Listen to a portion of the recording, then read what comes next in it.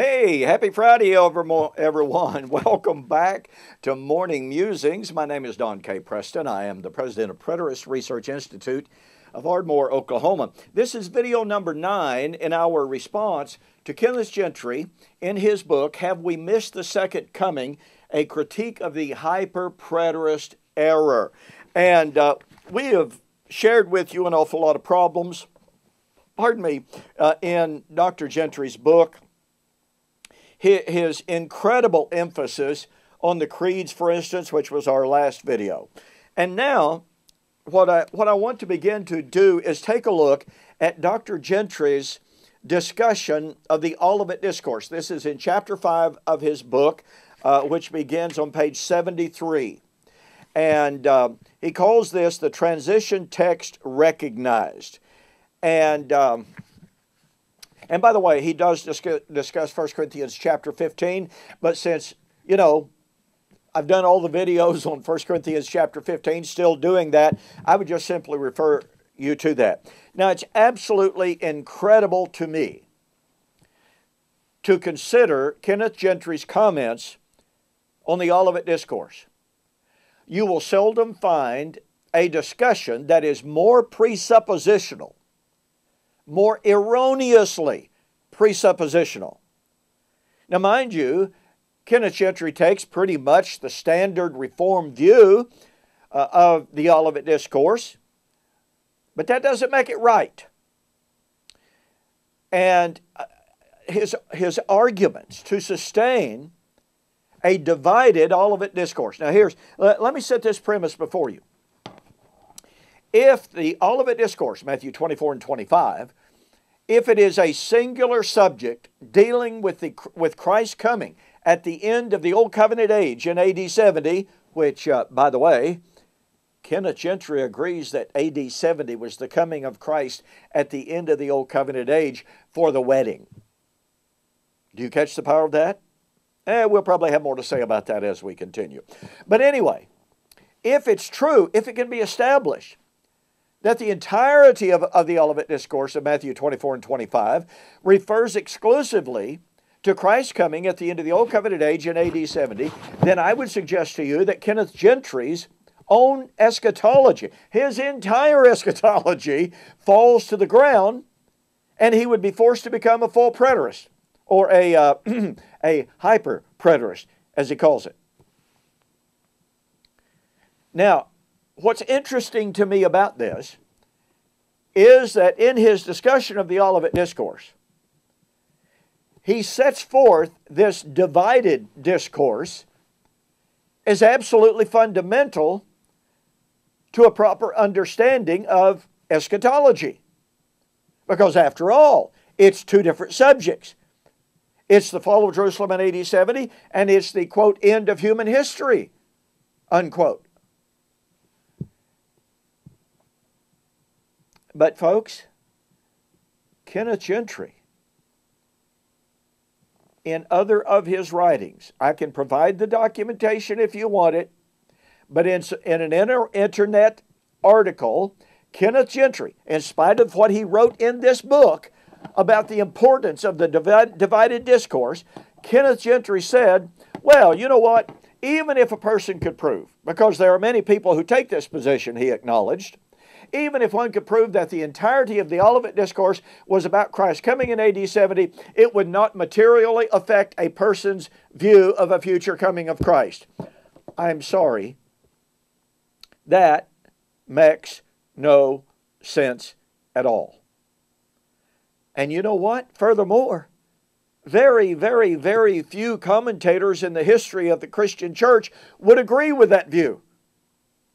Have there been some exceptions to that? Well, yes, but the huge majority of commentators in the history of the Christian church have said and claimed Olivet Discourse is about AD 70 and it's also about the end of the world.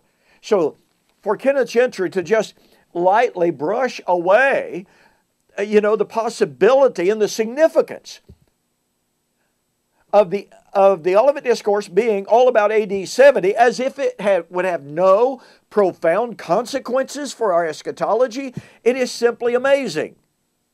Now, Okay. Let me simply take note of this. Kenneth Gentry begins with two fundamental presuppositions, both of which are absolutely false. He begins with the basic assumption that the disciples were asking about two different subjects. Kenneth Gentry assumes, watch this, as he was sitting on the Mount of Olives, the disciples came to him privately saying, "Tell us when," Greek word pote, "will these things be, and what," Greek te, will be the sign of your coming and of the end of the age," unquote, Matthew 24:3. They, that's the disciples, now this is on, once again, this page 73, they were asking when the destruction of the temple would occur. And, catch this, because of their false assumption regarding its permanence, they also asked, "What will be the sign of your coming to effect the end of history?" End quote. Do you see the presuppositions at work here? Well, when the disciples asked, "What shall be the sign, or when shall these things be?" AD 70. "What shall be the sign of your coming and the end of the age?" That will be the end of human history. You know, folks, I've just got to tell you that is such a facile approach to Matthew chapter 24. Number one, it assumes, without offering any proof whatsoever, that the disciples linked the end of human history, the end of the world, with the fall of Jerusalem. In the first place, you have to understand, and by the way, this is just a little bit of a slight deal, but it's a major deal, all right? Kenneth Gentry, did you notice that he says, and he gives the rendering, "What shall be the sign of your coming and the end of the age?"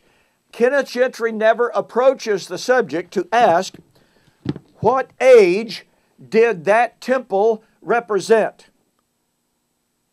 Did that temple represent the Christian age, i.e. the end of human history, or did it represent the Mosaic age? Folks, I'm sorry, but that's a no-brainer. Point number two, why would the disciples, I mean, really, honestly, they were asking when the destruction of the temple would occur. Amen. Okay, because of their, watch this, because of their false assurance, or assumption, regarding its permanence, they also ask, what will be the sign of your coming to effect the end of human history? Not a word about the end of human history in the text.